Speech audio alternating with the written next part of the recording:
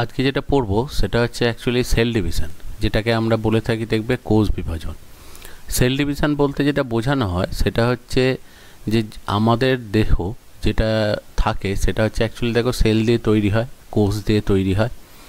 এবার যখনই আমাদের একদম জীবনের শুরু হয় সেখানে একটাই সেল থেকে তৈরি হয় যেটার নাম হচ্ছে জাইগোট।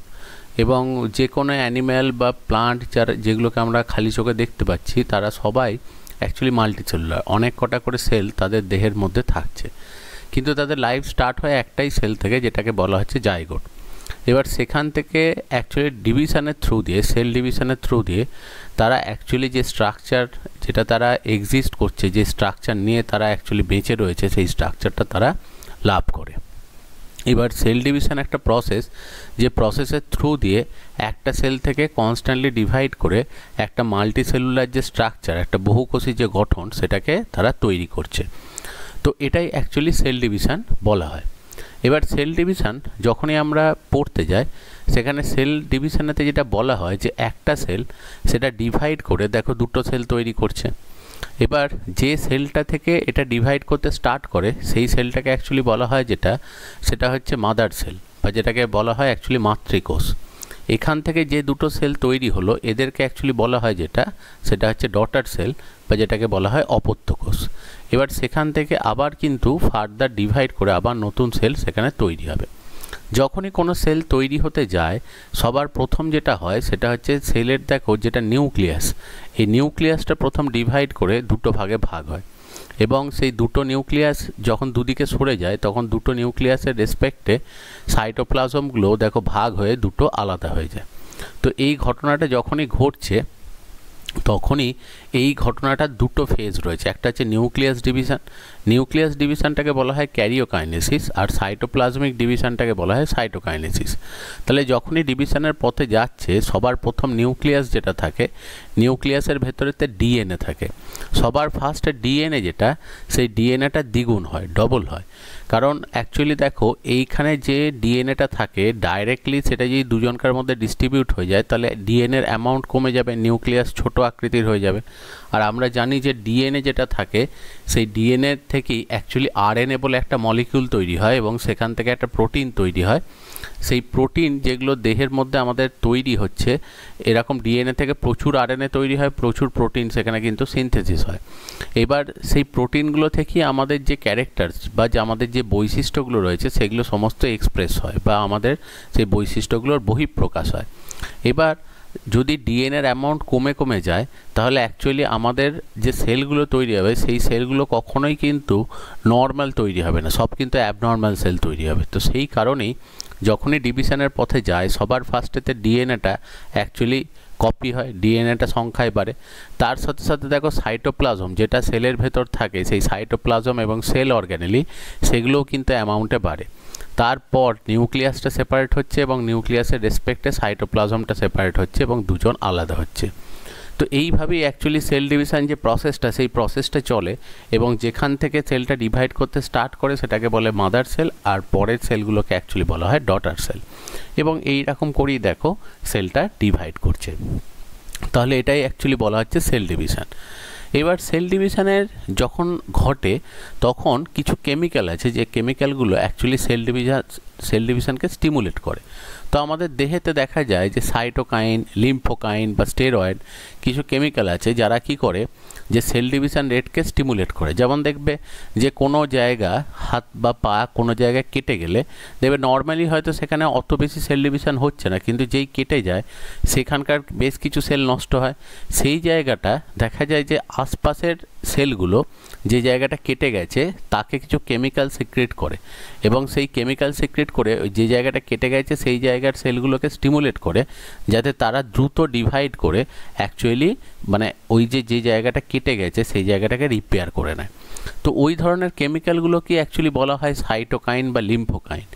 এবং অনেক ক্ষেত্রে দেখবে স্টেরয়েড হচ্ছে একটা ফ্যাট অরিজিন একটা কেমিক্যাল যেটা সেল ডিভিশনকে স্টিমুলেট করে, মানে এটাও কিন্তু সেল ডিভিশন রেটকে অ্যাকচুয়ালি বাড়ায়। এবং আর্টিফিশিয়ালি অনেক সময় দেখবে স্টেরয়েড অ্যাকচুয়ালি নেয় যারা বডি বিল্ডার হয়, তারা নিজেদের দেহের মাসেল সেলকে বাড়ানোর জন্য আর্টিফিশিয়ালি তারা কিন্তু বাইরে থেকে স্টেরয়েড অনেক সময় গ্রহণ করে, যাতে তাদের সেল ডিভিশন রেট অ্যাকচুয়ালি বেড়ে যায় এবং মাসেল সেল সংখ্যায় বেড়ে যাওয়ার জন্য তাদের বডি যেটা সেটা কিন্তু অনেক স্ট্রংভাবে তৈরি হয়।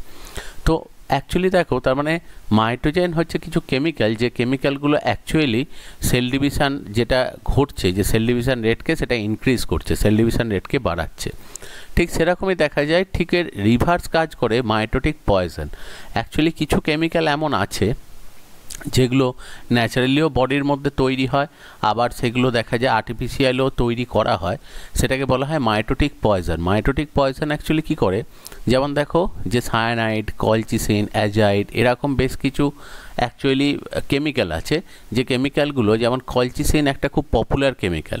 তো এই কলচিসিন কেমিক্যালটা অ্যাকচুয়ালি প্লান্ট অরিজিন, প্ল্যান্ট থেকে এটা পাওয়া যায়। কলচিকাম বলে একটা প্লান্ট আছে, সেই প্ল্যান্ট থেকে এটা কিন্তু পাওয়া যায়। তো এই প্ল্যান্ট অরিজিন এই কেমিক্যালগুলো, এগুলোর অ্যাকচুয়ালি কাজ হচ্ছে কি, এগুলোর কাজ হচ্ছে যে সেল ডিভিশনকে অ্যাকচুয়ালি কমানো। কারণ দেখো, যে সেল ডিভিশন একবার স্টার্ট করে যদি কনস্ট্যান্টলি ডিভাইড করতেই থাকে, তাহলে সেটা কিন্তু আবার একটা অ্যাবনর্ম্যালিটি তৈরি করবে, এবং সেল যদি কনস্ট্যান্টলি ধরো ডিভাইড করতে থাকে, তাহলে অটোমেটিক্যালি দেখা যাবে যে দেহের মধ্যে টিউমার তৈরি হবে, এবং অ্যাবনর্মাল সেল ডিভিশনের জন্য কিন্তু ক্যান্সারও তৈরি হতে পারে। তো সেই জন্য দেহের মধ্যে কিছু কেমিক্যাল থাকে, যেমন মাইটোজেন থাকে, যে অ্যাকচুয়ালি সেল ডিভিশনকে স্টিমুলেট করছে, কিন্তু আবার এক্সেসিভ সেল ডিভিশনকে স্টপ করার জন্য সেখানে মাইটোটিক পয়জন থাকে, যাতে অ্যাকচুয়ালি কী হয়, গোটা সিস্টেমটা একটা ব্যালেন্স মেনটেন করে। বেশ, এবার দেখো পরে যেটা আমরা পড়ছি সেটা হচ্ছে পারপাসেস অফ সেল ডিভিশন, অর্থাৎ কোষ বিভাজন কিসের জন্য প্রয়োজন। সেল ডিভিশনের যে প্রয়োজনগুলো রয়েছে, যে পারপাসেসগুলো রয়েছে, একটা হচ্ছে সেল নাম্বার ইনক্রিজ। প্রথম কথা হচ্ছে যে সেল নাম্বার ইনক্রিজ হলে আমাদের কাজের সুবিধা হয়। যেমন ধরো ডাইজেস্টিভ সিস্টেমে আমি সাপোজ বললাম যে যখন আমরা প্রোটিন জাতীয় কিছু খাবার খাচ্ছি, সেই প্রোটিন খাবারটাকে ডাইজেস্ট করার জন্য অ্যাকচুয়ালি স্টম্যাক বা পাকস্থলীর মধ্যে কিছু সেল আছে, যে সেলগুলো অ্যাকচুয়ালি কী করে, প্রোটিয়েজ বলে একটা এনজাইম তৈরি করে, যে প্রোটিয়েজ এনজাইমটা প্রোটিনকে ডাইজেস্ট করে। এবার দেখো, যখনই আমরা খাবার খাচ্ছি তখন প্রত্যেক দিন কিছু কিছু করে সেল তো অ্যাকচুয়ালি নষ্ট হয়। তাহলে সেল ডিভিশনে পরপর সেল যদি নাম্বারে না বাড়ে, তাহলে অ্যাকচুয়ালি দেখো যে আমরা খাবার যখন খাবো তখন ডাইজেস্ট করার জন্য সাফিসিয়েন্ট সেল অ্যাকচুয়ালি কিন্তু পাবো না, যারা এনজাইম সিক্রেট করে। তাহলে প্রত্যেক দিন দেখা যায় যখন আমরা খাবার খাই, কিছু সেল যেমন নষ্ট হয় প্রত্যেক দিনই, আবার ঠিক সেরকম সেল ডিভিশন করে নতুন কিছু সেল তৈরিও হয়, এবং তার জন্যই দেখো আস্তে আস্তে একদম চাইল্ড স্টেজ থেকে শুরু করে ধীরে ধীরে ম্যাচুরিটির দিকে আমরা যাচ্ছি। তাহলে সেল ডিভিশন অ্যাকচুয়ালি যত হচ্ছে তত বডির মধ্যে সেলের নাম্বার বাড়ছে, এবং তার জন্য বডির সমস্ত কাজগুলো করতে আমাদের সুবিধা হচ্ছে।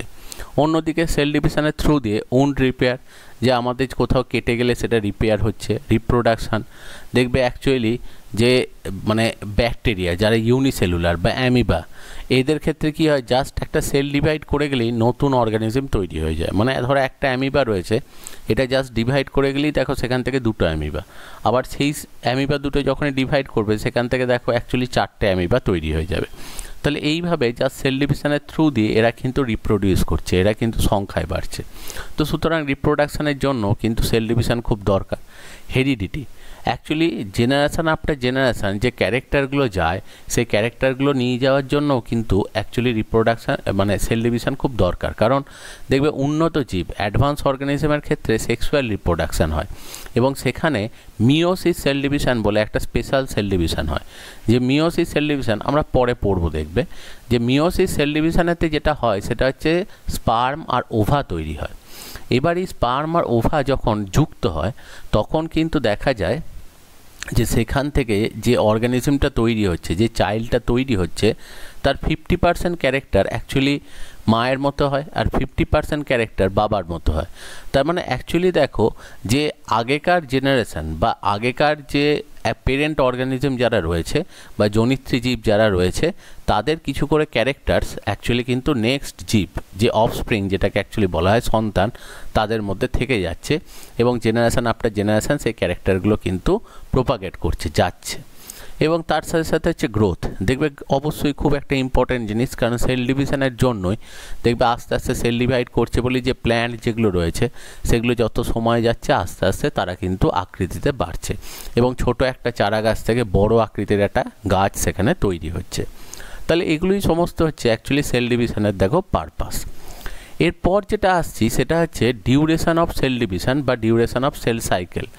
যে সেল ডিভিশনের একটা, যেমন আমাদের অ্যাকচুয়ালি দেখবে প্রত্যেকটা অ্যানিম্যাল বা প্লান্টের একটা করে লাইফ সাইকেল আছে, একটা করে জীবন চক্র আছে, সেরকম প্রত্যেকটা সেলেরও একটা লাইফ সাইকেল আছে। এবার সেই লাইফ সাইকেলটা যেটা কমপ্লিট করতে যে টাইমটাকে লাগে সেটাকেই অ্যাকচুয়ালি বলা হয় যেটা, সেটা হচ্ছে জেনারেশন টাইম বা বলা হয় যেটা, সেটা হচ্ছে ডিউরেশন অফ সেল সাইকেল। এবার দেখা যায় যে প্রোক্যারিওট মানে ব্যাকটেরিয়ার ক্ষেত্রে যেটা হয় যে একটা সেল ডিভাইড করে দুটো সেল তৈরি করতে, অর্থাৎ একটা ব্যাকটেরিয়া ডিভাইড করে দুটো ব্যাকটেরিয়া তৈরি করতে সময় লাগে যেটা, সেটা হচ্ছে 20 থেকে 30 মিনিট, মানে খুব সামান্য। অন্যদিকে ইস্টের ক্ষেত্রে, ইস্ট দেখবে হচ্ছে একটা ফাঙ্গাস, ইউনিসেলুলার ফাঞ্জি বা এককোষী ছত্রাক, যেটা পাউরুটি তৈরির ক্ষেত্রে দেখবে কাজে লাগে। ইস্টের জেনারেশন টাইম হচ্ছে 90 মিনিটস, মানে অ্যাকচুয়ালি দেখবে যে একটা ইস্ট ডিভাইড করে দুটো ইস্ট তৈরি করতে তার সময় লাগে যেটা, সেটা হচ্ছে 90 মিনিট। কিন্তু আমাদের ক্ষেত্রে, হিউম্যানের ক্ষেত্রে যেটা হয় যে মানুষের ক্ষেত্রে একটা সেল ডিভাইড করে দুটো সেল যখন তৈরি হয়, মানে আমাদের বডিতেই যখন ধরো কোনো জায়গায় কেটে যায়, সেই জায়গাটা রিপেয়ার হতে যায়, বা যে কোনো সময় নর্মালি গ্রোথের জন্য যখন সেল ডিভিশন হয়, প্রত্যেকটা সেল ডিভাইড করতে অ্যাকচুয়ালি সময় লাগে যেটা, সেটা হচ্ছে 24 ঘন্টা। এবার বুঝতেই পারছো যে যত অ্যাডভান্স অর্গানিজম হবে, যত উন্নত জীব হবে, তাদের সেলুলার স্ট্রাকচার, তাদের কোষীয় গঠন যেহেতু জটিল, সেই জন্য তাদের অ্যাকচুয়ালি জেনারেশন টাইম বা সেল ডিভিশনের যে টাইমটা সেটা কিন্তু অনেক বেশি লাগে। এইটা হচ্ছে ব্যাপার। এবার একটা জিনিস বলা হয় দেখো, সেটা হচ্ছে turn over rate. Turn over rate মনে হচ্ছে যে কোনো একটা নির্দিষ্ট সময়ে যতগুলো সেল অ্যাকচুয়ালি ডিভাইড করতে পারে সেইটাকেই বলা হয় যেটা, সেটা হচ্ছে টার্ন ওভার রেট। এবার বুঝতেই পারছো যে যার জেনারেশন টাইম যত কম তার টার্ন ওভার রেট তত বেশি। কারণ ধরো আমি বললাম যে একদিনে কতগুলো সেল ডিভাইড করতে পারে, তাহলে একদিনে কতগুলো সেল ডিভাইড করতে পারে যদি আমি ভাবি, তাহলে একদিনে দেখো মানুষের ক্ষেত্রে যেটা হবে সেটা হচ্ছে একদিনে একটাই, দেখো একটা সেলই ডিভাইড করে দুটো সেল হয়, তাহলে একদিনে ওদের সেল সাইকেল চলবে কবার, একবারই চলবে। অন্যদিকে দেখো প্রোক্যারিওটের ক্ষেত্রে যেটা হয় সেটা হচ্ছে ধরো 20 মিনিট লাগে, তাহলে ভেবে দেখো যে অ্যাকচুয়ালি একদিনে, মানে যদি আমরা ভাবতে যাই তাহলে ওদের ক্ষেত্রে দেখো 1 ঘন্টা যেটা রয়েছে, যদি আমি ধরলাম যে 30 মিনিট, ধরো আমি বললাম ব্যাকটেরিয়ার হয়তো একটা ব্যাকটেরিয়া ডিভাইড করে দুটো ব্যাকটেরিয়া তৈরি করতে 30 মিনিট লাগে, তাহলে 1 ঘন্টাতে ওদের দেখো অ্যাকচুয়ালি সেল সাইকেল চলবে কবার, দুবার। তাহলে দেখো অটোমেটিক্যালি যদি 24 ঘন্টায় ধরি, তাহলে অ্যাকচুয়ালি 24 ঘন্টা যদি ব্যাকটেরিয়া টাইম পায়, তাহলে সে কিন্তু 24 ঘন্টার মধ্যে 48 বার ডিভাইড হতে পারবে। তার মানে অ্যাকচুয়ালি কি দেখো একক সময়ের মধ্যে, মানে একদিনের মধ্যে অ্যাকচুয়ালি কতগুলো তারা সেল ডিভাইড করতে পারছে সেটাকেই অ্যাকচুয়ালি বলছে টার্ন ওভার রেট। তার মানে বুঝতেই পারছো যে যাদের ক্ষেত্রে জেনারেশন টাইম যত কম হবে তার টার্ন ওভার রেট তত বেশি হবে, মানে সে তত বেশি সংখ্যায় অ্যাকচুয়ালি ডিভাইড করতে পারবে। যার জন্য অবভিয়াসলি দেখো যে প্রোক্যারিওট যেটা রয়েছে ব্যাকটেরিয়ার সেলের টার্ন ওভার রেট হচ্ছে খুব বেশি। আর অন্যদিকে দেহের মধ্যেতে, মানে মানুষের ক্ষেত্রে দেখা যায় যে দেহের মধ্যেতে টার্ন ওভার রেট কিন্তু অনেক কম। কিন্তু এখানেও একটা জিনিস বলি, সেটা হচ্ছে ধরো শুধু যদি মানুষের কথা বলা হয়, তাহলে মানুষের ক্ষেত্রে দেখবে যদি আমরা দেখি যে আমাদের কোনো জায়গায় যদি কেটে যায়, দেহের সব সেলের কিন্তু আবার টার্ন ওভার রেট সমান নয়। যেমন দেখবে আমাদের যেটা স্কিন, ত্বক, সেই সেলগুলো তুলনামূলক তাড়াতাড়ি ডিভাইড করে। সেজন্য যখন কোনো জায়গায় আমাদের কেটে যায় দেখবে স্কিনটা খুব তাড়াতাড়ি রিপেয়ার হয়ে যায়, কিন্তু ব্যথাটা অনেক দিন থেকে যায়। কারণ স্কিনটা তাড়াতাড়ি রিপেয়ার হয়ে গেলেও ভেতরের যে মাসেল বা নার্ভ যেগুলো ক্ষতিগ্রস্ত হয়েছে সেইগুলো রিপেয়ার হতে কিন্তু অনেক বেশি সময় লাগে। এবং যদি কারো ক্ষেত্রে দেখবে পায়ের হাড় বা কিছু যদি ভেঙে গিয়ে থাকে, সেটা রিপেয়ার হতে আরও বেশি সময় লাগে। তার মানে বোঝাই যাচ্ছে যে দেহের মধ্যে এমন নয় যে হিউম্যানের ক্ষেত্রে আমরা বলছি যেটা, যে টার্ন ওভার মানে অ্যাকচুয়ালি জেনারেশন টাইম 24 ঘন্টা, মানে দেহের সব কোষই ডিভাইড করতে 24 ঘন্টাই সময় লাগে, তারও কিন্তু অ্যাকচুয়ালি কম বেশি সেখানেতে আছে। তো সেই কারণেই দেখা যায় টার্ন ওভার রেটেরও প্রত্যেকটা সেলের মধ্যেতেই অ্যাকচুয়ালি কম বেশি সময় কিন্তু দেখতে পাওয়া যায়। এবার চলে আসছে যেটা, সেটা হচ্ছে সেল সাইকেল। আমরা যেমন ওই যে বললাম যে প্রত্যেকটা জীবের ক্ষেত্রে যেমন একটা লাইফ সাইকেল থাকে, তাদের যেমন একটা জীবনচক্র থাকে, সেরকম একটা সেলেরও তার জীবনচক্র আছে, সেটাকে অ্যাকচুয়ালি বলা হয় সেল সাইকেল। এবার আমরা পড়ব ফেজেস অফ সেল সাইকেল। একটা সেল সাইকেল চলার জন্য কোন কোন দশা সেখানে আছে। তো দেখা যায় যে সেল সাইকেল যে ফেজগুলো যেটা হয়, সেই সেল সাইকেলের মধ্যে দুটো মেন ফেজ আছে। একটাকে বলা হয় ইন্টারফেজ। ইন্টারফেজটাই দেখো অনেকটা বড়, এবং এই অবস্থায় কোষটা কিন্তু মেনলি রেস্টিং অবস্থায় থাকে, যে এই সময় সে কিন্তু ডিভিশনের দিকে যায় না, সে নিজের যেটা স্বাভাবিক কাজ সেই কাজটা করে।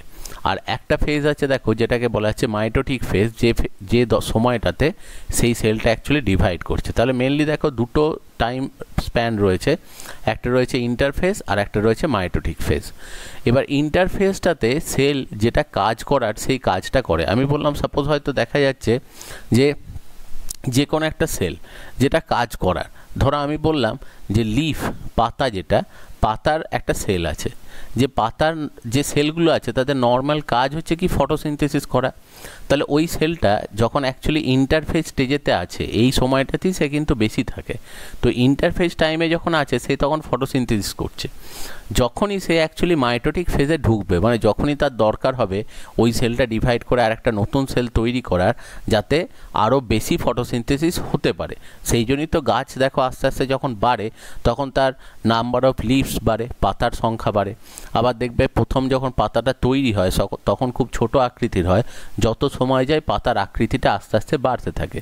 তাহলে যখনই তারা অ্যাকচুয়ালি ডিভাইড করে সংখ্যায় বাড়তে যাবে, তাহলে ন্যাচারালি দেখো যখন ডিভাইড করছে তখন যে জিনিসটা হয় সেখানেতে একটা রয়েছে দেখো ইন্টারফেজ। এবার ইন্টারফেজেতে কি হয়, সেই সময় সে নর্মাল অ্যাকচুয়ালি কাজ করছে, সে ফটোসিনথেসিসে খাবার তৈরি করছে। আর মাইটোটিক ফেজে যখন আসছে তখন সে অ্যাকচুয়ালি কি করছে, জাস্ট ডিভাইড করে একটা সেল থেকে দুটো সেল তৈরি করছে। তাহলে এই হচ্ছে ব্যাপারটা। এবার দেখো ইন্টারফেজ যে স্টেজটা থাকে সেই স্টেজটার অ্যাকচুয়ালি তিনটে সাব ফেজ আছে। একটা হচ্ছে G1, একটা রয়েছে S, একটা রয়েছে G2।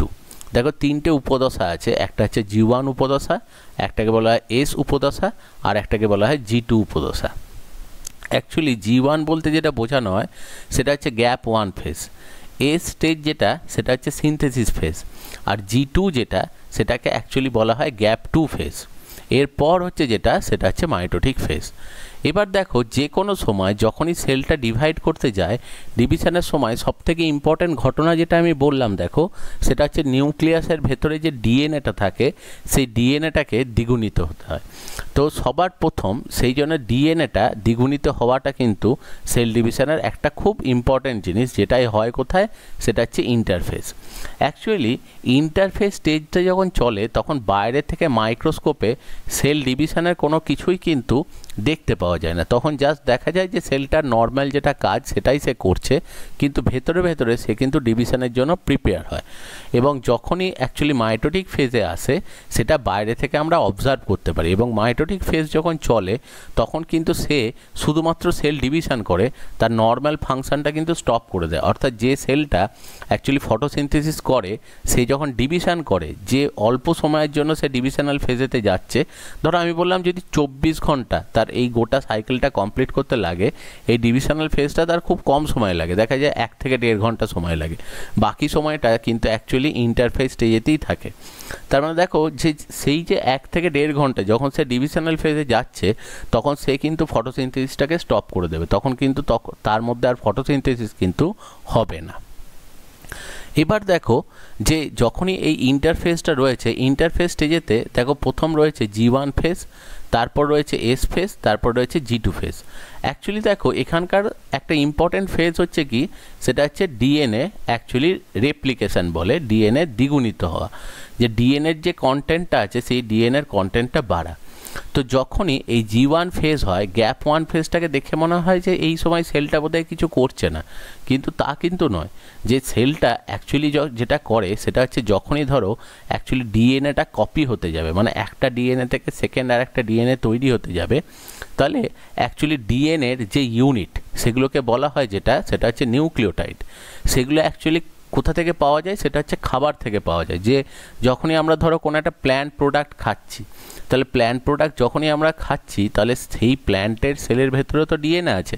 তাহলে যখন আমরা খাবার ডাইজেস্ট করছি, আমরা কিন্তু ওই ডিএনএগুলোকেও ভেঙে দিচ্ছি, এবং ডিএনএগুলোকে যখনই ভাঙছি, সেখান থেকে নিউক্লিওটাইড, ডিএনএর যে ইউনিট, সেগুলো আমাদের কিন্তু সমস্ত শোষণ হচ্ছে, মানে সেগুলো আমরা খাচ্ছি, সেগুলো ডাইজেস্টিভ ট্র্যাক্টে আসছে, পরিপাক নালীতে আসছে, এবং সেগুলো আস্তে আস্তে ব্লাডের থ্রু দিয়ে আমাদের প্রত্যেকটা সেলেই, মানে প্রত্যেকটা সেলের মধ্যে, প্রত্যেকটা কোষের মধ্যেই গিয়ে সেগুলো কিন্তু জমছে।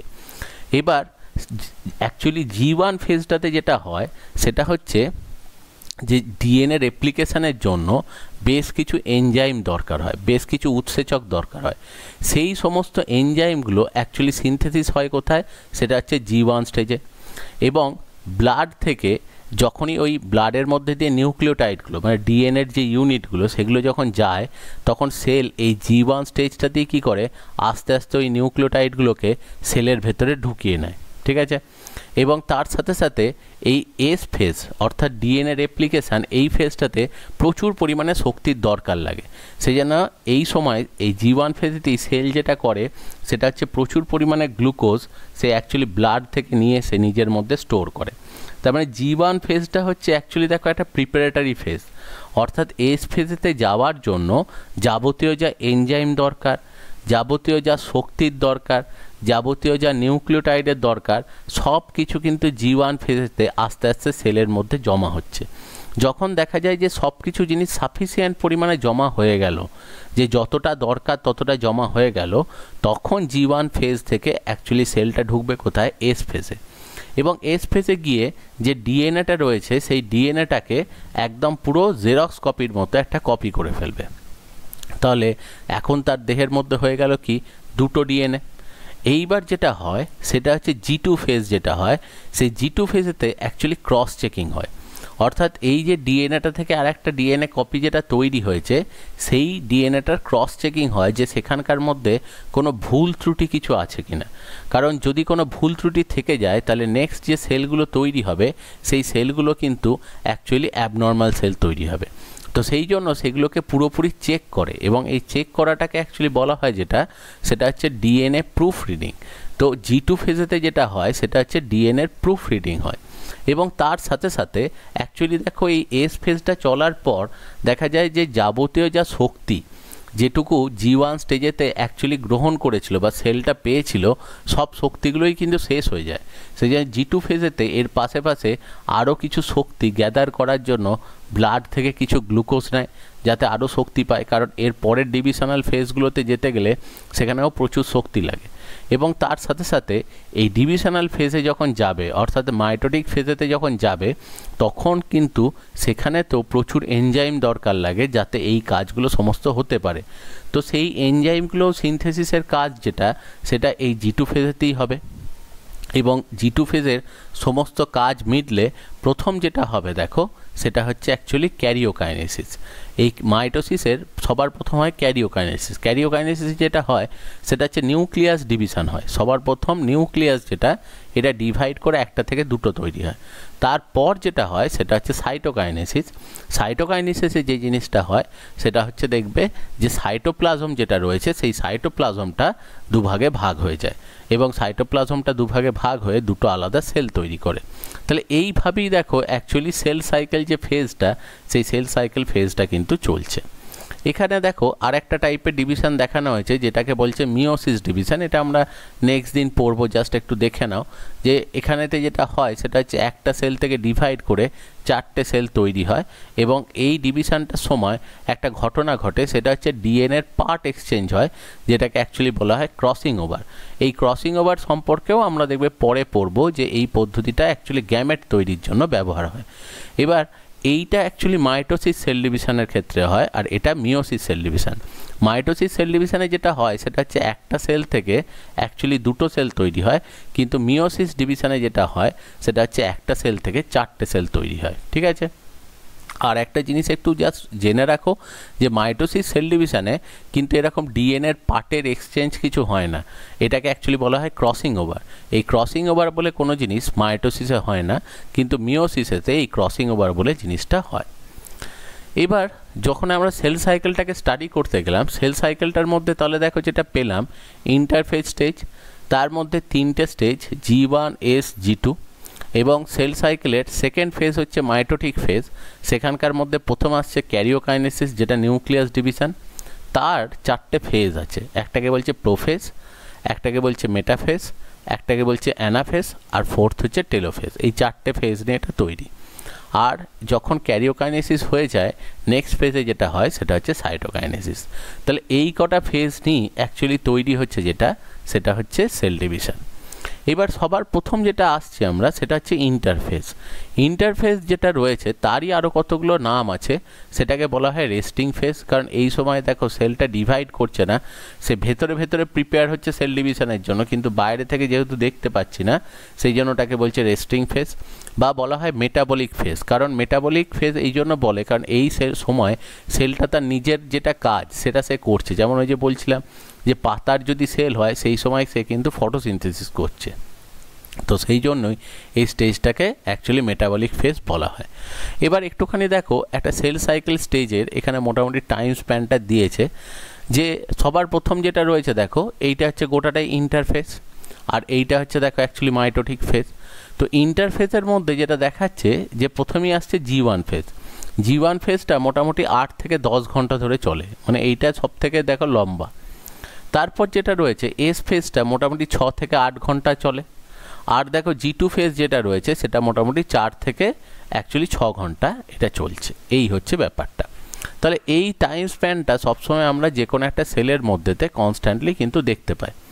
এবার দেখো G1 ফেজ যেটা রয়েছে, যেটা গ্যাপ 1 ফেজ আমরা বলছি, তো সেই টাইমটাতে অ্যাকচুয়ালি যেটা হয় সেটা হচ্ছে দেখো যে এই সময় সেল যেগুলো হয়, সেই সেলগুলো অ্যাকচুয়ালি মেটাবলিক্যালি অ্যাক্টিভ হয়, মানে ওই যে সেল যেগুলো তার নর্মাল কাজ সেগুলোকে সে করে।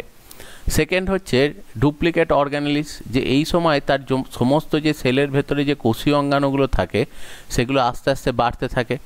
এবং সাইটোসলিক কম্পোনেন্ট, যেটা অ্যাকচুয়ালি সাইটোসল মানে হচ্ছে যে সাইটোপ্লাজমের মধ্যে যে সমস্ত ধরো লিকুইড বা যে সমস্ত এনজাইমগুলো রয়েছে, সেই এনজাইমগুলো আস্তে আস্তে কিন্তু বাড়তে থাকে। এবং সেন্ট্রোজোম যেটাকে অ্যাকচুয়ালি বলা হয়, যেটা দেখবে কোষ বিভাজনের ক্ষেত্রে হেল্প করে, সেই সেন্ট্রোজোমটাও দেখবে আস্তে আস্তে সংখ্যায় বাড়ে। তো এই সমস্ত কাজগুলো যেগুলো সমস্তই দেখো প্রয়োজন হবে, যেটা সেটা হচ্ছে এস ফেজেতে, সেই সমস্ত জিনিসগুলো আস্তে আস্তে প্রিপেয়ার হতে থাকে। তাহলে সেইটা কি অ্যাকচুয়ালি বলছে যেটা, সেটা হচ্ছে G1 ফেজ। এর পরবর্তী যে ফেজটা রয়েছে সেটাকে অ্যাকচুয়ালি বলা হচ্ছে যেটা, সেটা হচ্ছে এস ফেজ। এই এস ফেজটাই অ্যাকচুয়ালি হচ্ছে সিনথেসিস ফেজ।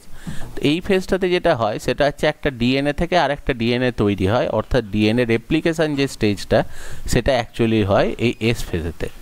আর অন্যদিকে দেখো এরপর যেটা আসছে সেটা হচ্ছে G2 ফেজ, যেটাকে বলা হচ্ছে গ্যাপ 2 ফেজ।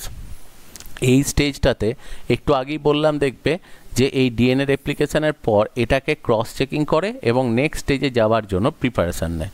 তো সেই জন্যই দেখো এই স্টেজটাতে যেটা হয় সেটা হচ্ছে সেল গ্রোথ কন্টিনিউস, মানে এই স্টেজটাতে সেল যেটা দেখবে G1 ফেজেতে যেমন বাড়ছিল, পরের স্টেজেতেও সেলটা কিন্তু বাড়তেই থাকে। Enzyme and other proteins are synthesised, এবং এই পরবর্তী স্টেজে যাওয়ার জন্য যে সমস্ত এনজাইম বা উৎসেচক দরকার বা অন্যান্য প্রোটিন দরকার সেগুলো তৈরি হতে শুরু হয়। এবং তার সাথে সাথে দেখো replication of centrosome is completed. এই স্টেজটাতেই এই যে সেন্ট্রোজোমের রেপ্লিকেশন এই স্টেজেতে স্টার্ট হয়েছিল, এটা শেষ হয় হচ্ছে G2 স্টেজেতে। এবং একটা জিনিস বলে দিই যে ম্যাক্সিমাম সেন্ট্রোজোম রেপ্লিকেশনের যে কাজটা সেটা কিন্তু মেনলি হয় G2 ফেজেতে, মানে G1 ফেজেতে এটা যা স্টার্ট হয়, কিন্তু মেন গোটা কাজটাই ম্যাক্সিমাম সেন্ট্রোজোম অ্যাকচুয়ালি রেপ্লিকেশনের কাজ বা সেন্ট্রোজোম কপি হওয়ার যে কাজটা সেটা গোটাটাই সম্পন্ন হয়, যেটা সেটা হচ্ছে G2 ফেজেতে। এরপর দেখো অ্যাকচুয়ালি মাইটোটিক ফেজেতে আসে এবং সেখানে প্রোফেজ, মেটাফেজ, অ্যানাফেজ, টেলোফেজ এগুলোতে ঘটে। এই ঘটনাগুলো আমরা এর পরের দেখো অংশতে পড়ব। যেহেতু এখন আমরা ইন্টারফেজটা সম্পর্কে পড়ছি, তাহলে এখন ইন্টারফেজটা সম্পর্কেই পড়ছি। এবার দেখো এখানেতে অ্যাকচুয়ালি একটা দশা আছে যেটাকে বলা হয় অ্যান্টিফেজ। স্পেলিংটা দেখবে ANTE, TI কিন্তু নয়। অ্যান্টিফেজ যেটা হয়, এই অ্যান্টিফেজটা হচ্ছে অ্যাকচুয়ালি কি, যে দেখবে ডিএনএ যেটা থাকে আমাদের দেহেতে, ডিএনএর দুটো ফর্ম হয়। দেখবে সাধারণ অবস্থায় যখন কোষটা স্বাভাবিকভাবে কাজ করে, ধর আমি সাপোজ বললাম যে কোনো একটা লিফের সেল, কোনো একটা পাতার কোষ, সেটা অ্যাকচুয়ালি ফটোসিনথেসিস করছে, তখন ডিএনএটা দেখবে খোলা অবস্থায় থাকে। কিন্তু যখনই ওটা বিভাজনে যায়, যখন ওটা অ্যাকচুয়ালি ডিভিশনাল ফেজে যায়, তখন ওটা গুটিয়ে গিয়ে দেখবে ক্রোমোজোম তৈরি করে। অ্যাকচুয়ালি এই তিনটে ফেজ অর্থাৎ G1 S G2 এই তিনটে ফেজেতে ডিএনএটা কিন্তু খোলা অবস্থায় থাকে। এরপর প্রোফেজ, মেটাফেজ, অ্যানাফেজ, টেলোফেজ এই স্টেজটাতে ডিএনএটা গুটিয়ে গিয়ে ক্রোমোজোম স্ট্রাকচার তৈরি করে। তো অ্যাকচুয়ালি G2 ফেজের লাস্টেতে যে স্টেজেতে সবার প্রথম ক্রোমোজোম তৈরি হতে স্টার্ট হয়, সেই দশাটাকে অ্যাকচুয়ালি বলা হয় সেটা হচ্ছে অ্যান্টিফেজ। এবং এই দশা থেকেই অ্যাকচুয়ালি নর্মাল যে মেটাবলিক অ্যাক্টিভিটি অর্থাৎ এই যে ফটোসিনথেসিস যেটা এই স্টেজগুলোতে লিফের সেলটা করছিল, সেটা এই অ্যান্টিফেজ থেকেই কি করে স্টপ করে দেয়। অর্থাৎ এইখান থেকেই অ্যান্টিফেজ থেকেই এটা স্টপ হবে এবং এর পরবর্তী দশাতে আর কিন্তু ফটোসিনথেসিসটা সাময়িকভাবে স্টপ থাকবে, কারণ যখনই সেলটা ডিভাইড হয়ে যাবে আবার কিন্তু ওটা নেক্সট আবার ফটোসিনথেসিস সেটা কিন্তু স্টার্ট করবে। তো এইটাই হচ্ছে একটা জিনিস। সেকেন্ড দেখো আর একটা টার্ম আছে যেটাকে বলা হয় invisible phase of mitotic phase, বা যেটাকে বলা হয় যে মাইটোসিসের অদৃশ্য দশা। যে জিনিসটা বলা হয় সেটা হচ্ছে কি, অ্যাকচুয়ালি মাইটোটিক ফেজ যেটা হয়, এই মাইটোটিক ফেজেতে সেলটা ডিভাইড করে। এবার এই মাইটোটিক যে দশাতে যে সেলটা ডিভাইড করছে, এই ডিভাইডটা করার জন্য দেখো এখানের এই ইন্টারফেসের এ স্টেজটা কিন্তু খুব একটা ইম্পর্টেন্ট দশা। এইটা যদি সম্পন্ন না হয় তাহলে কিন্তু এই স্টেজটা কখনোই ঠিকমতো হতে পারবে না। তো সেই জন্য অ্যাকচুয়ালি দেখো ওই যে বলছিলাম যে ইন্টারফেস যে স্টেজটা, এটা কিন্তু এই দশাগুলোকে মাইক্রোস্কোপের তলায় অবজার্ভ করা যায় না। তাহলে যেহেতু মাইক্রোস্কোপে বোঝা যাচ্ছে না, কিন্তু মাইক্রোস্কোপের তলায় প্রোফেজ, মেটাফেজ, অ্যানাফেজ, টেলোফেজ এগুলোকে বোঝা যায়, বা এরপরে যে সাইটোকাইনেসিস আছে সেটাকেও বোঝা যায়। কিন্তু এই এ স্টেজটা একটা খুব ইম্পর্ট্যান্ট স্টেজ, কিন্তু মাইক্রোস্কোপের তলায় যেহেতু বোঝা যায় না, সেই জন্যই এই এ স্টেজটাকে বলা হয় invisible phase of mitotic phase. বোঝা গেল?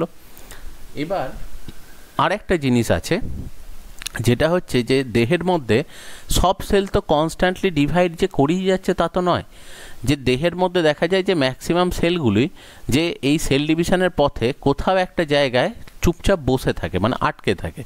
যখন প্রয়োজন হয় তখন সেই সেলটা আবার ডিভিশনের পথে যায়। যেমন আমাদের স্কিনের সেলগুলো কনস্ট্যান্টলি তো আর ডিভাইড করে যাচ্ছে না, যখন কাটবে তখন সেই জায়গাটা ডিভাইড করে সেই জায়গাটা রিপেয়ার করবে।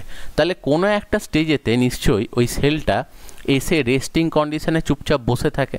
তো অ্যাকচুয়ালি যেটা বলা হয় যে যখনই সেল ডিভিশনটা চলে, সেল ডিভিশনটা চলার সময় যখন দেখা যায় যে আর নতুন সেল দরকার নেই, তখন G1 এই যে ডিভিশনাল ফেজটা আছে এর মাঝেই কোনো একটা দশাতে বা কোনো একটা পোর্শনে দেখা যায় সেলটা চুপচাপ নিষ্ক্রিয়ভাবে থেকে যায়, মানে এ কিন্তু আর কোথাও যায় না। এই স্টেজটাকে অ্যাকচুয়ালি বলে সেটা হচ্ছে G0 স্টেজ, ঠিক আছে, বা যেটাকে অ্যাকচুয়ালি বলা হয় গ্যাপ জিরো স্টেজ। এবং এই G0 ফেজটাই যেটাকে অ্যাকচুয়ালি বলা হচ্ছে দেখো রেস্টিং পয়েন্ট বা আর পয়েন্ট বলা হয়। এবং এই আর পয়েন্টে আছে যে সেলগুলো সেগুলোকে অ্যাকচুয়ালি বলা হয় সেটা হচ্ছে রিজার্ভ সেল। মানে এই সেলগুলোর অ্যাকচুয়ালি কি, যে এই সেলগুলো আছে তাদের নর্মাল যে ফাংশান সেটা করছে, কিন্তু এ আর ডিভিশনের জন্য প্রিপেয়ার হচ্ছে না। মানে এ আর কিন্তু ফার্দার না তো ডিএনএ রেপ্লিকেশন করছে, না ফার্দার ক্রোমোসোম তৈরি করে ডিভিশনাল ফেজে যাচ্ছে, এ G0 স্টেজেতেই থেকে গেছে। এবার যখন দরকার পড়বে, যখন হয়তো কোনো জায়গায় কেটে গেল, তখন আশপাশের যে সেলগুলো রয়েছে, ধরো সেখানেতে কোনো স্নায়ুতন্ত্রের সেল হতে পারে, নার্ভাস সিস্টেমের সেল হতে পারে, বা এন্ডোক্রাইন সিস্টেম থেকে ওই যে একটু আগে পড়ছিলাম লিম্ফোকাইন, সাইটোকাইন, মানে যেগুলো অ্যাকচুয়ালি দেখবে যে সেল ডিভিশন যেটা রয়েছে, মাইটোজেন যেটাকে অ্যাকচুয়ালি বলে, যে সেল ডিভিশনকে স্টিমুলেট করে, সেই কেমিক্যালগুলো যখনই সেলের ওপরে এসে পড়বে তখনই সেলটা G0 স্টেজ থেকে আবার ডিভিশনাল ফেজে ঢুকে যাবে এবং সেটা ফার্দার ডিভাইড করতে থাকবে। তো এইভাবেই অ্যাকচুয়ালি সেল সাইকেল যেটা, সেই সেল সাইকেলটা অপারেট হচ্ছে। এবার দেহের মধ্যে কিছু কিছু সেল আছে যারা পার্মানেন্টলি G0 স্টেজে থাকে। মানে যে সেলগুলো তৈরি হয়ে যদি একবার যায় তারপর কিন্তু এরা ডিভিশনাল ফেজে যায় না। যেমন দেখবে আমাদের দেহের মধ্যেতে যে আরবিসি লোহিত রক্তকণিকা একবার যদি তৈরি হয়ে যায়, এই আরবিসি কিন্তু 120 দিন তার লাইফ স্প্যান, তারপর সে নষ্ট হয়ে যাবে। ওই আরবিসি থেকে কিন্তু সেকেন্ড আর কোনো আরবিসি তৈরি হয় না। এবং এটাও জানি যে নিউরন যেটা আমাদের নার্ভ সেল, সেই নার্ভ সেলও তৈরি যখন হয়ে যায়, একবার তৈরি হয়ে যাওয়ার পর এ কিন্তু ফার্দার আর ডিভাইড করতে পারে না। তো এই ধরনের যে সেলগুলো রয়েছে এরা অ্যাকচুয়ালি সবসময় পার্মানেন্টলি G0 স্টেজটার মধ্যে তারা অবস্থান করছে। এটা তাহলে এইটাই হচ্ছে অ্যাকচুয়ালি দেখো সেল ডিভিশনের যে ইন্টারফেস স্টেজটা রয়েছে তার কিছু স্পেশালিটি। এবার একটা ধারণা আছে যেটা খুব ইম্পর্টেন্ট, সেটা হচ্ছে সেল সাইকেল চেক পয়েন্ট। দেখো এখানে প্রত্যেকটা জায়গাতে একটা খুব গুরুত্বপূর্ণ জিনিস আছে, সেটা হচ্ছে যে আমি বলছি যে G1 স্টেজটাতে দেখো এস স্টেজেতে যে ডিএনএ রেপ্লিকেশান হয় তার জন্য প্রিপারেশান হচ্ছে G1 অ্যাকচুয়ালি স্টেজটা। এবার দেখো G1 স্টেজটা গোটাটা কমপ্লিট না হয়ে যদি এ স্টেজেতে ঢুকে যায় তাহলে কী হবে, ডিএনএ রেপ্লিকেশানের সাফিসিয়েন্ট মেটেরিয়াল যদি তখন অবধি সেলের মধ্যে এসে না পৌঁছায়, তাহলে সেলটা যদি অ্যাকচুয়ালি ডিএনএ রেপ্লিকেশান স্টার্ট করে দেয় তাহলে কি হবে, যে ডিএনএটা অর্ধেকটা তৈরি হবে এবং তাতে দেখা যাবে যে অ্যাবনর্মাল সেল তৈরি হওয়ার একটা সম্ভাবনা তৈরি হবে।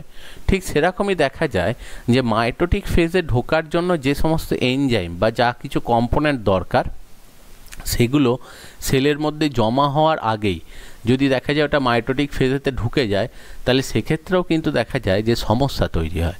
তাহলে সেই জন্য অ্যাকচুয়ালি দেহের মধ্যে কিছু সিস্টেম থাকে যেগুলোকে বলা হয় চেক পয়েন্ট।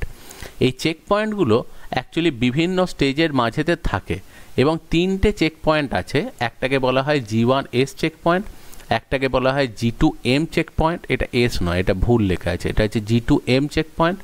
আর একটা যেটা হয় এটাকে বলা হয় অ্যাকচুয়ালি M চেক পয়েন্ট। ঠিক আছে, এই চেক পয়েন্টগুলোর কাজ হচ্ছে যে ডিভিশনটা ঠিকঠাক মতো চলছে কিনা সেইটাকে সবসময় অবজারভেশনে রাখা, এবং যদি দেখা যায় যে কোনোভাবে এই অ্যাকচুয়ালি সেলটা ঠিকঠাক পথে চলছে না এবং সেলটা অনেকক্ষণ ধরে এই চেক পয়েন্টে আটকে আছে, তখন সেলটা কিন্তু নিজে থেকেই ডিস্ট্রয় হয়ে যায়। কারণ ওই সেলটা যদি ওই চেক পয়েন্টে আটকে থাকে তার অর্থ হচ্ছে যে কিছু না কিছু প্রবলেম হয়েছে।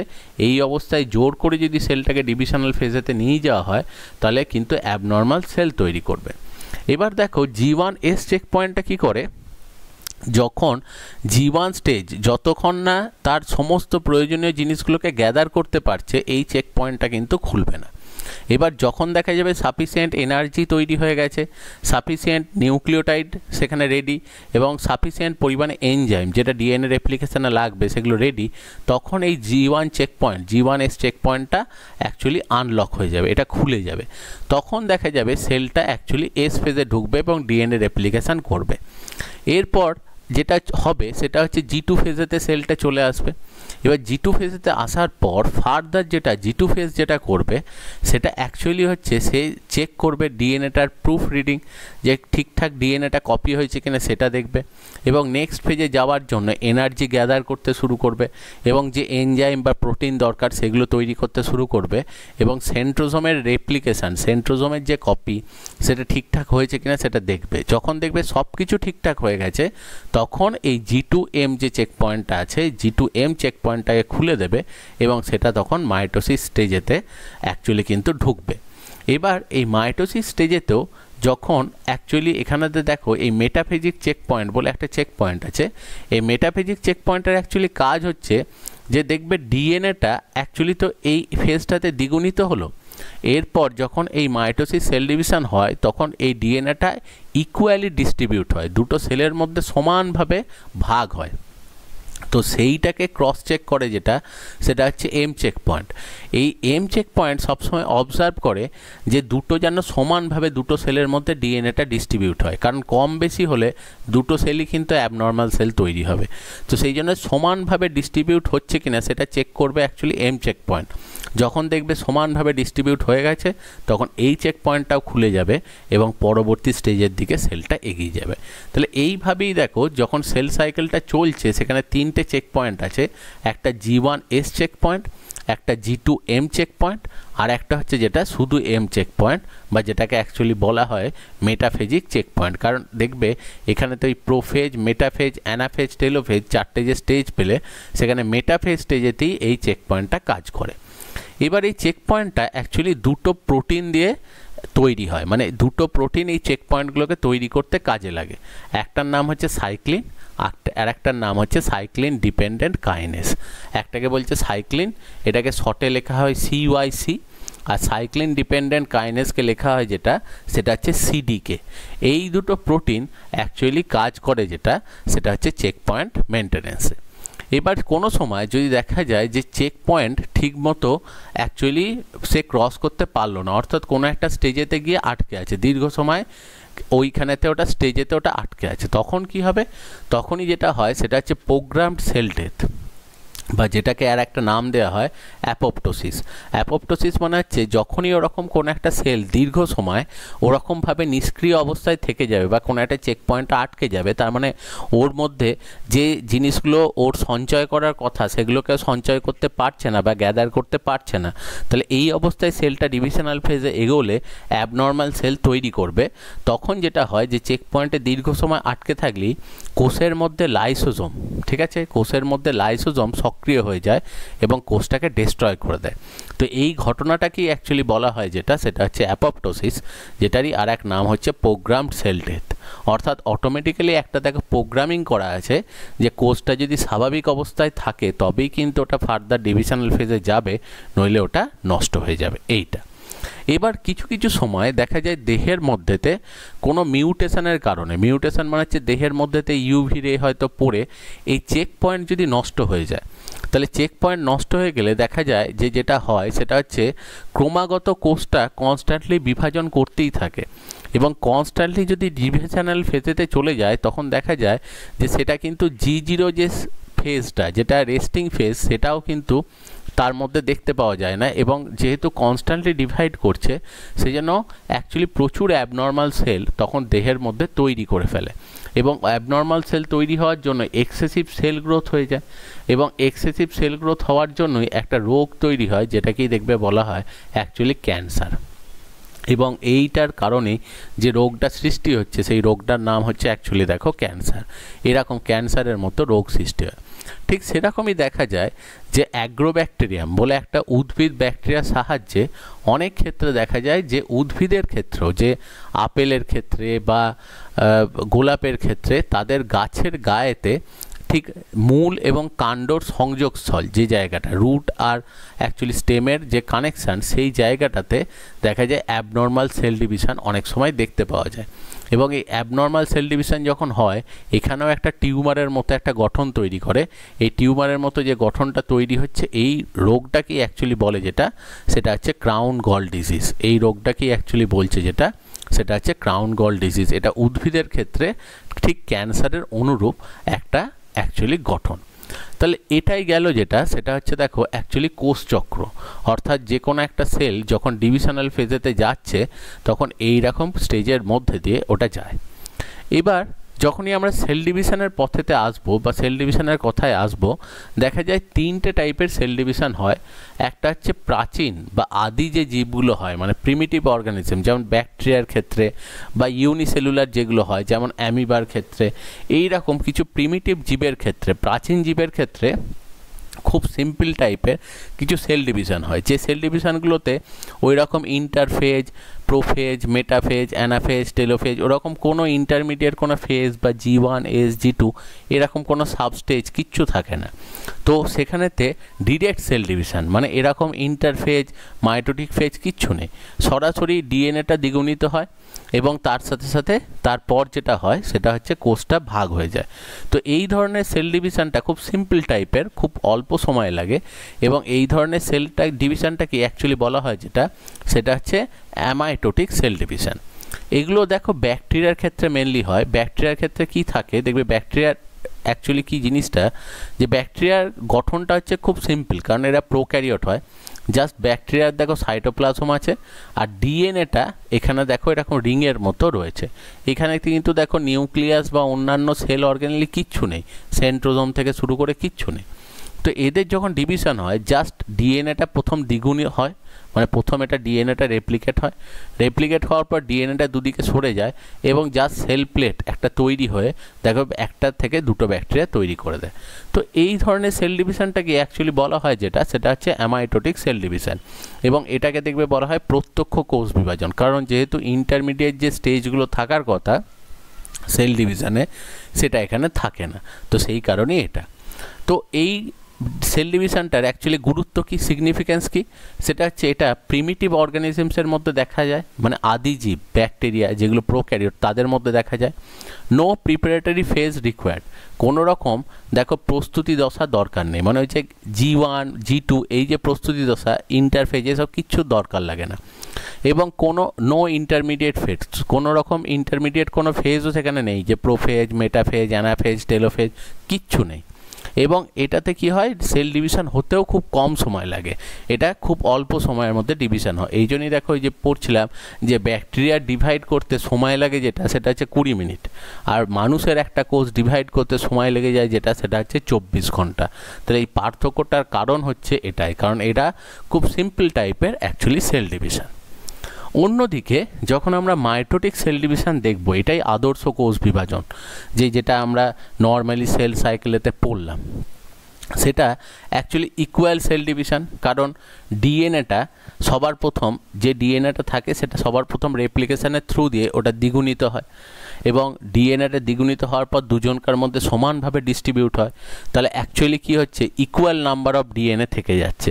তার মানে আগের ইন্ডিভিজুয়ালটাও যে ডিএনএ যে অ্যামাউন্টে ছিল, নেক্সট যে দুজন তৈরি হলো দুজনকার মধ্যেই ডিএনএর অ্যামাউন্টও কিন্তু সেমই আছে, কারণ যাতে সমানভাবে দুজনেই পায় বলে ওটার একটা রেপ্লিকেশান করা হয়েছে। যেমন দেখবে কোনো একটা পেপার, ধরো একটা কোশ্চেন পেপার আছে, সেই কোশ্চেন পেপারটা আমি যদি চাই যে দুজনকে দিতে, তাহলে আমায় কী করতে হবে, কোশ্চেন পেপারটা একটা জেরক্স করে নিতে হবে, দিয়ে দুজন মানুষকে দুটো দিয়ে দিতে হবে, তাহলেই দেখো সেটা যেমন মিটে যায়। এখানেও ব্যাপারটা ওরকমই, যে জাস্ট ডিএনএটাকে ডিস্ট্রিবিউট করার জন্য দুটো সেলের মধ্যে অ্যাকচুয়ালি যেটা করা হলো, যে ডিএনএটার কপি তৈরি করা হলো এবং দুজনকে সমানভাবে দিয়ে দেওয়া হলো, সেই জন্য এটাকে বলা হয় ইকুয়াল সেল ডিভিশন।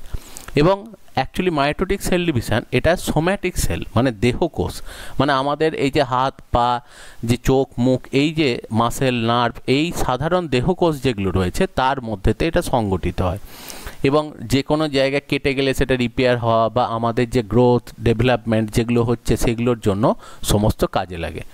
আর শুধুমাত্র গ্যামেট তৈরি, মানে স্পার্ম ওভা, এই দুটো তৈরি করতে একমাত্র কাজে লাগে যেটা, সেটা হচ্ছে মিওসিস সেল ডিভিশন।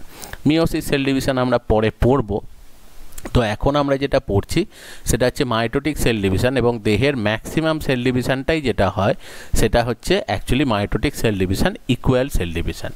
এবং দেহের সোম্যাটিক সেল, যে কোনো দেহকোষ, উদ্ভিদ বলো, প্রাণী বলো, প্লান্ট বলো, অ্যানিম্যাল বলো, তাদের ক্ষেত্রে এই ধরনের ডিভিশনটাই দেখা যায়। এবং মাইটোসিস সেল ডিভিশনের দেখো দুটো স্টেজ, মানে ফার্স্ট স্টেজ হচ্ছে ক্যারিওকাইনেসিস।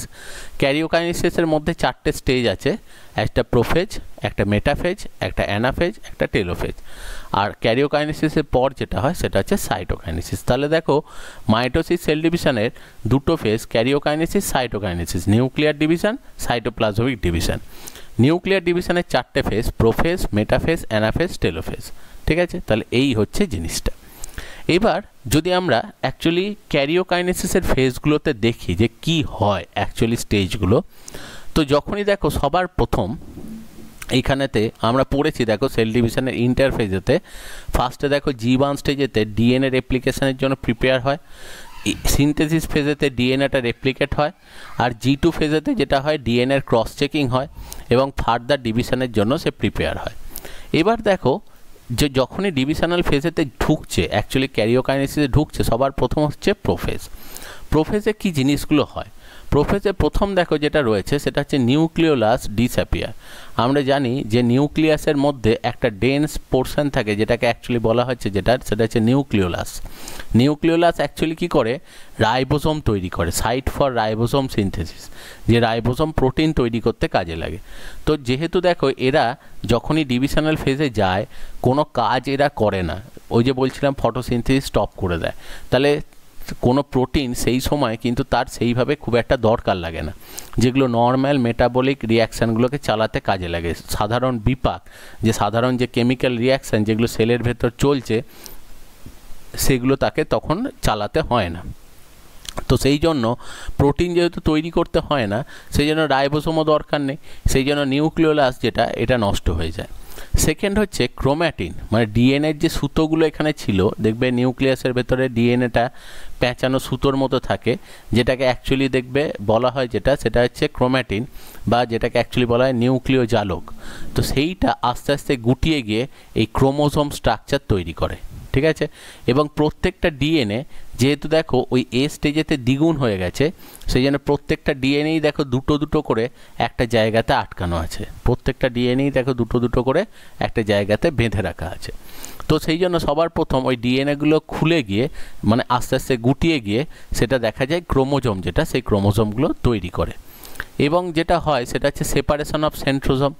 দেখা যায় সেন্ট্রোজোম যেটা অ্যাকচুয়ালি সেল ডিভিশনের জন্য খুব গুরুত্বপূর্ণ কাজ করে, কারণ এই সেন্ট্রোজোমই অ্যাকচুয়ালি এই ডিএনএ যেগুলো রয়েছে সেগুলোকে দুদিকেতে সমান ভাগে ভাগ করে দেয়। তো সেই জন্য সেন্ট্রোজোমগুলো দেখা যায় যে দুটো প্রান্তের দিকে চলে যায়, ঠিক আছে। এবং ফরমেশন অফ মাইক্রোটিক স্পিন্ডেল কী হয়, এই সেন্ট্রোজোম থেকে দেখো সুতোর মতো কিছু স্ট্রাকচার বেরোয়, যেগুলো কি অ্যাকচুয়ালি বলা হয় মাইক্রোটিউবিউল, মানে এটা অ্যাকচুয়ালি খুব সূক্ষ্ম আকৃতির কিছু সরু সরু টিউবের মতো স্ট্রাকচার। এই সুতোগুলোই এসে এই ক্রোমোজোমের মাঝখানেতে আটকায় এবং দুদিক থেকে টেনে দড়ি টানাটানি খেলা যেমন হয়, টাগ অফ ওয়ার যেমন বলে, তার মাধ্যমে এই ডিএনএগুলোকে একে অপরের থেকে সেপারেট করে দেয়। তো সেই জন্য সবার প্রথম দেখো এদের মধ্যেতে নিউক্লিওলাস এবং নিউক্লিয়ার এনভেলপ, নিউক্লিয় পর্দা, এগুলো সমস্ত নষ্ট হচ্ছে, ডিএনএটা আস্তে আস্তে গুটিয়ে যাচ্ছে, এবং তার সাথে সাথে যে দুটো সাইডেতে দেখো অ্যাকচুয়ালি সেন্ট্রোজোমগুলো যেটা রয়েছে সেগুলো দুটো সাইডে সরে যায়, এবং মাইক্রোটিউবিউল যেগুলো সেগুলো আস্তে আস্তে তৈরি হতে শুরু হয়। এটাই হচ্ছে প্রোফেজ স্টেজ। সেকেন্ড হচ্ছে দেখো মেটাফেজ স্টেজ। মেটাফেজ স্টেজেতে কী হচ্ছে খুব ভালো করে দেখলেই দেখো বুঝতে পারছো যে মেটাফেজ স্টেজটাতে সেলটা একটু লম্বাটে টাইপের হয়ে যায়, এবং এখানে দেখো নিউক্লিয়াসের কোনো ব্যাপারই নেই, সব অ্যাকচুয়ালি ডিএনএগুলো সব চলে এসছে, যেটা সেটা হচ্ছে অ্যাকচুয়ালি সাইটোপ্লাজমের মধ্যে।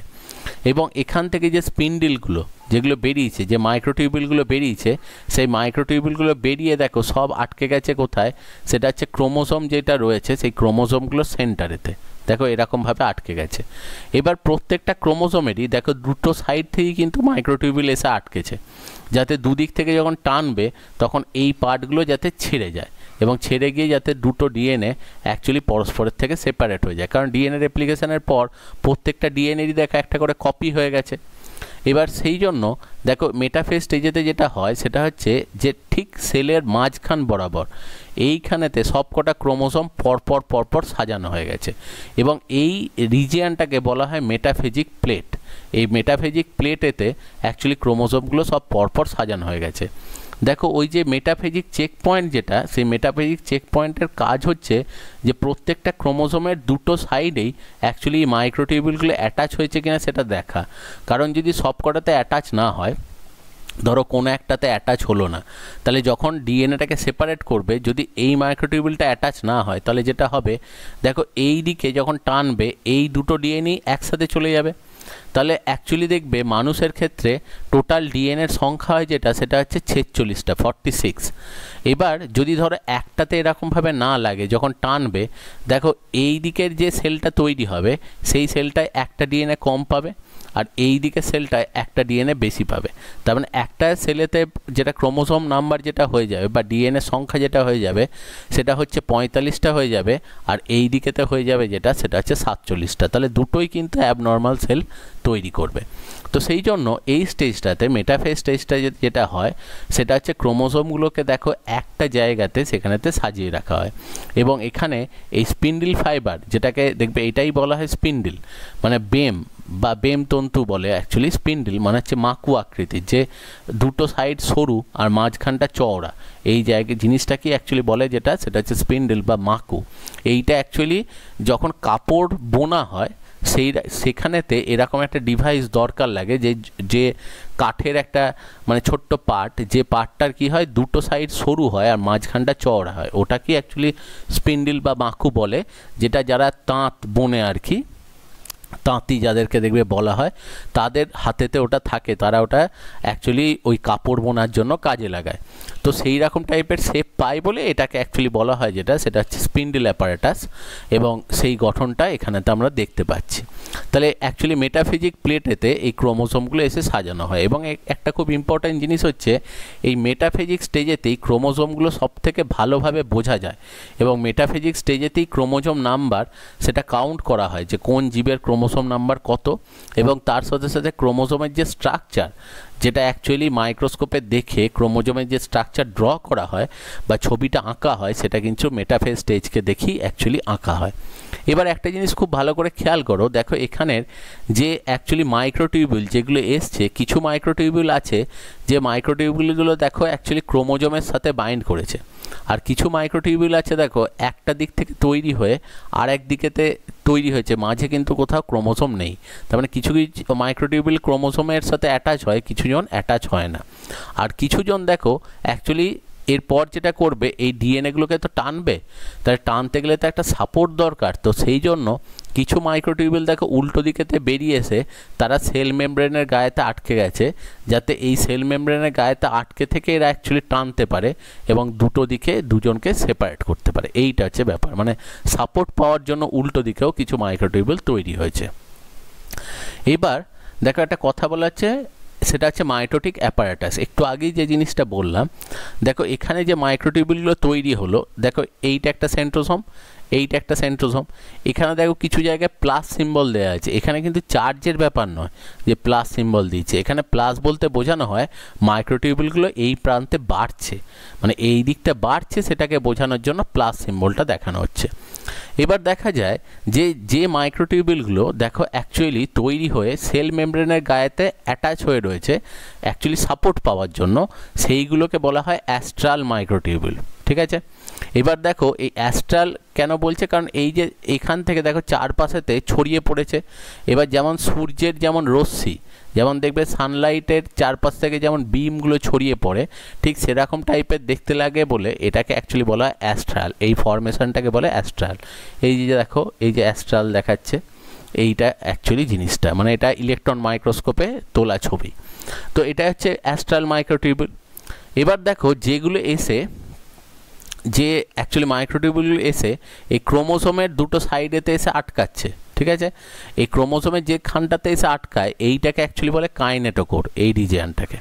তো যেখানেতে এসে আটকাচ্ছে সেই মাইক্রোটিউবিউলগুলোকে বলছে কাইনেটোকোর মাইক্রোটিউবিউল, আর যেগুলো দেখো একটা পোলের সাথে অন্য পোলকে কানেক্ট করে রেখেছে সেগুলোকে বলা হয় ইন্টারপোলার মাইক্রোটিউবিউল। তাহলে এই তিন রকমের মাইক্রোটিউবিউল দিয়ে এই স্পিন্ডল অ্যাপারেটাসটা তৈরি হয়। তো এই তিনটাকে একসাথেই বলে অ্যাকচুয়ালি স্পিন্ডল অ্যাপারেটাস বা মাইটোটিক অ্যাপারেটাস, যে এই তিনটে ধরনের অ্যাকচুয়ালি মাইক্রোটিউবিউল নিয়ে যেটা তৈরি হচ্ছে। এবার দেখো পরের স্টেজ, যখনই ওরকমভাবে দেখো আটকে গেছিলো মেটাফেজ স্টেজেতে, মেটাফেজ প্লেটে ছিল, এরপর যেটা আসছে সেটা হচ্ছে অ্যানাফেজ। অ্যানাফেজেতে কী করছে দেখো, ডিএনএগুলোকে সব টেনে সেপারেট করে দিচ্ছে।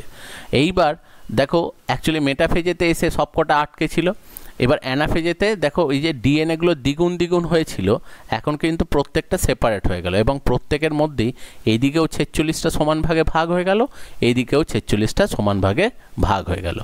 এবং এইটাই দেখো বলছে যে আনঅ্যাটাচড মাইক্রোটিউবিউল, মানে মাইক্রোটিউবিউলগুলো পরস্পরের থেকে বিচ্ছিন্ন হয়ে যায় এবং push against each other to elongate cell, এবং দেখো এরা একে অপরের বিপরীত দিকে টানে, এবং যার জন্য সেলটা বেশ কিছুটা লম্বাটে টাইপের হয়ে যায়।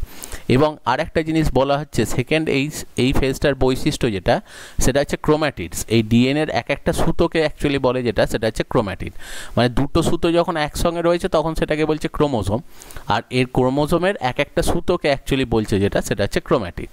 এবং ক্রোম্যাটিড সেপারেট হয়ে যায় এবং দুজনকার বিপরীত দিকেতে অ্যাকচুয়ালি চলতে শুরু করে।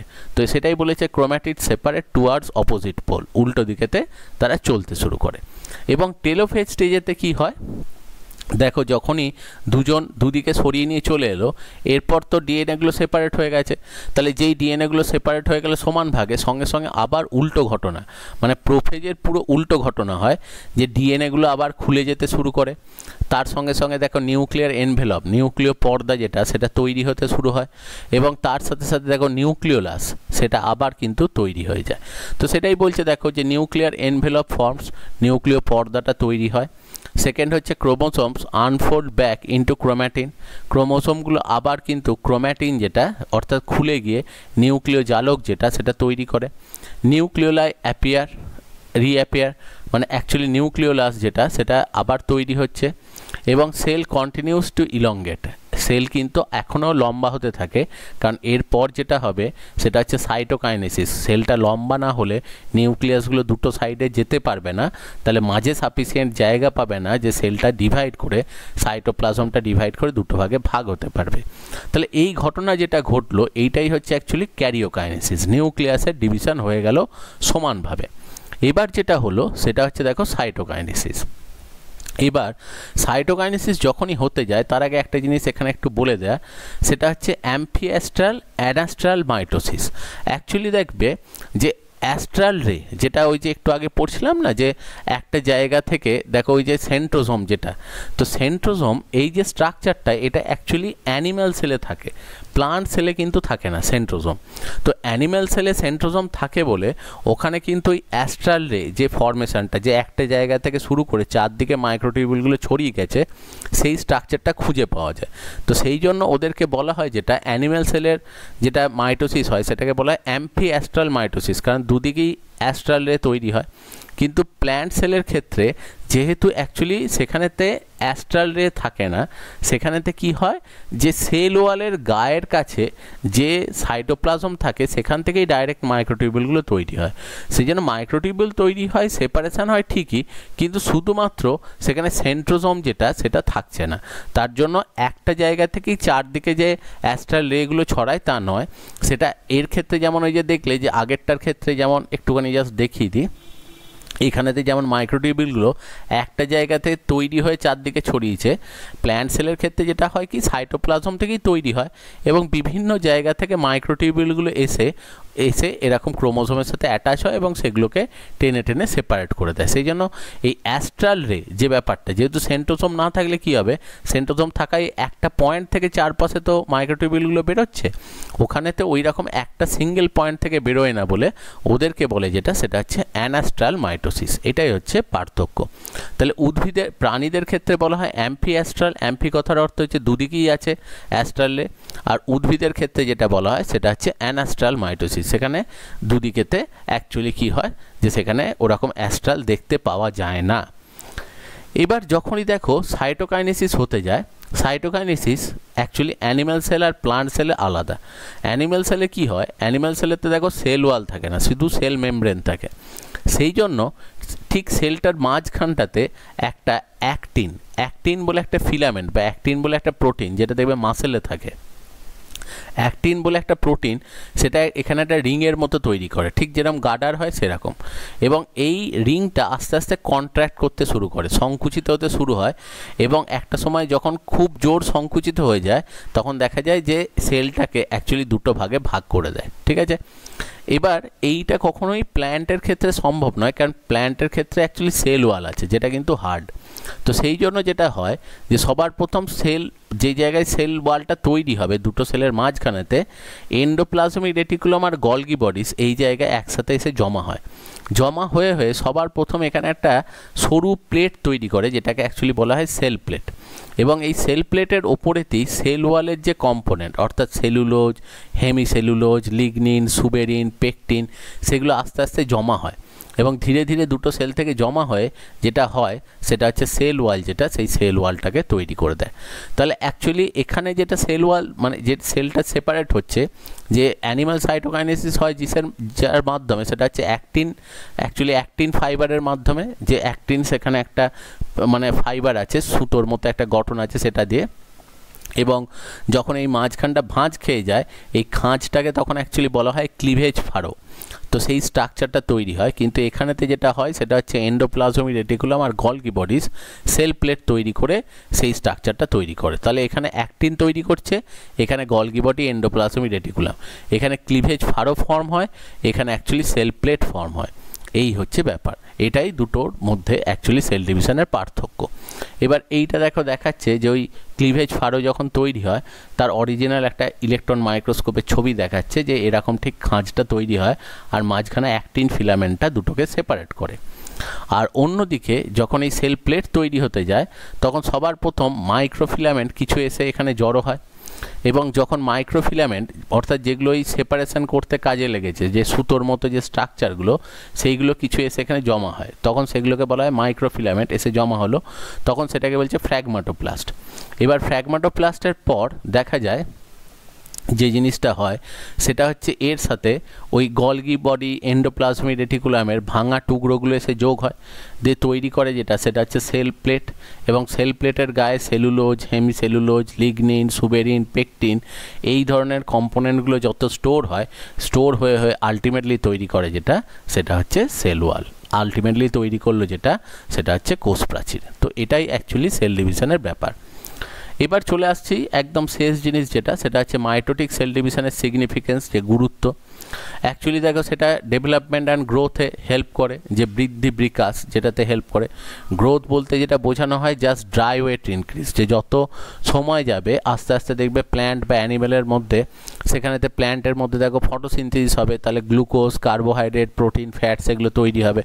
আর অ্যানিমেলের ক্ষেত্রে যত তারা খাবার খাবে তার বডির মধ্যে প্রোটিন, কার্বোহাইড্রেট, ফ্যাট বাড়বে, এটা হচ্ছে গ্রোথ। আর ডেভেলপমেন্ট মানে হচ্ছে যত বয়স বাড়বে আলাদা আলাদা নতুন নতুন পার্ট তৈরি হওয়া। যেমন দেখবে প্ল্যান্ট যত বড় হবে আস্তে আস্তে তার মধ্যে ফুল, ফল, পাতা এগুলো যে তৈরি হচ্ছে এগুলো হচ্ছে অ্যাকচুয়ালি ডেভেলপমেন্ট। শিশুর ক্ষেত্রেও যত আস্তে আস্তে বাড়বে নতুন নতুন মাসেল, বোনস, সেখানেতে অ্যাকচুয়ালি নার্ভ এগুলো যে তৈরি হচ্ছে, তো সেইটাই হচ্ছে তার ক্ষেত্রে অ্যাকচুয়ালি ডেভেলপমেন্ট। এটা ছাড়াও দেখা যায় সেকেন্ড, যেহেতু এরা ইকুয়াল ডিভিশন সেই জন্য ক্যারেক্টার আর ক্রোমোজোম নাম্বার রিমেন সেম। যে দেখা যায় যে যখনই সেলটা ডিভাইড করে সেম নাম্বার ক্রোমোজোম বা সেম অ্যামাউন্টে ডিএনএ যেহেতু পায় সেই জন্য ক্রোমোজোম নাম্বারও সেম থাকে এবং ক্যারেক্টারও কিন্তু নেক্সট সেলটার মধ্যে একদম সেমই থাকে। রিজেনারেশন মানে হচ্ছে পুনরুৎপাদন, যে কোনো একটা জিনিস নষ্ট হয়ে গেলে আবার তৈরি হয়। ওই যে কোথাও কেটে গেলে সেখানে একটা রিপেয়ার হচ্ছে, বা গাছের একটা পাতা যদি ভেঙে পড়ে যায় তাহলে যে জায়গাটা থেকে ভেঙে পড়লো সেখান থেকে ডিভাইড করে আবার নতুন গাছের পাতা তৈরি করছে। এই জিনিসটাই হচ্ছে অ্যাকচুয়ালি রিজেনারেশন।